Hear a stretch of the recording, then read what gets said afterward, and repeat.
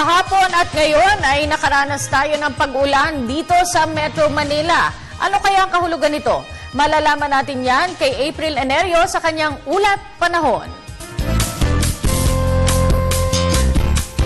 Salamat, Miss Cathy. Sa ating balita, inilabas na pag-asa ang final thunderstorm warning kaninang alas 5:30 ng hapon. Yan ay matapos makaranas ng mga pagulan ang ilang bahagi ng Metro Manila, kabilang ang San Juan, Quezon City at Manila. Samantala, nakaka-apekto na sa Luzon ang tail end of a cold front. Dahil dyan, ang Cagayan Valley, Ilocos Norte at Apayao ay makaranas ng maulap na kalangitan na may mahihinang pagulan. Habang ang Metro Manila at natitirang bahagi ng bansa ay makaranas naman ng bahagyang maulap na kalangitan na may pulo-pulong pagulan o pagkidlat pagkulog. Sa kaugnay na balita, dahil sa pagbabalik ng northeasterly winds, nakataas muli ang gale warning sa seaboards ng Hilagang Luzon. Kasama dito ang mga baybayin ng Batanes, Calayan, Babuyan, northern at eastern coast ng Cagayan, northern at western coast ng Ilocos Norte, Isabela, Ilocos Sur, La Union at Pangasinan. Iba yung pag-iingat po ang ating paalala dahil delikado ang paglalayag sa mga nabanggit na baybayin. Sa ating interview naman kay Pag-asa weather forecaster Ricky Fabregas, hanggang bukas na lamang ang epekto ng tail end of a cold front sa may Luzon. Posible rin anyang magbalik ang easterlies this weekend kung kailan ibababa na rin ang gale warning. Dagdag pa niya, sometime this weekend to early next week ang nakikinita nilang pagte-terminate sa northeast monsoon season kung kailan opisyal na ang tag-init sa bansa.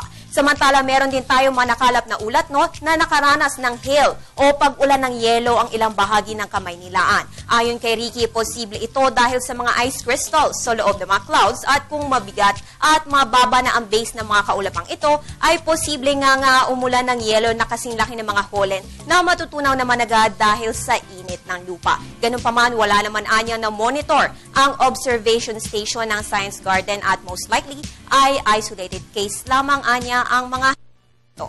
Ngayon, ipagpapatuloy natin ang paglilibot sa Pilipinas bilang paghahanda para sa nalalapit na bakasyon at ang ating destinasyon ngayong araw sa Bohol. Aba, syempre, number 1 na dyan ang pagtutour sa sikat na Chocolate Hills at ang pagbisita sa Philippine Tarsier and Wildlife Sanctuary para sa isang bihirang na makita ang tarsier na isa sa smallest primates sa mundo. Sa lagay naman ng panahon dyan sa may Bohol, chinek natin ang pinakamalapit na istasyon ng Pag-asa at yan ay sa Tagbilaran. Ang inaasahang agwat ng temperatura dito ngayong araw ay 24 to 32 degrees Celsius. Ayon pa sa Pag-asa, nabanggit na lugar ay makaranas ng partly cloudy skies with isolated rain showers or thunderstorms. At para check na maging unforgettable ang inyong Bohol trip, punta na sa Lobok River at mag-enjoy sa masasarap na pagkaing Pinoy na may kasama pang musical performance. Kaya punta na sa Bohol dahil it's more fun in the Philippines.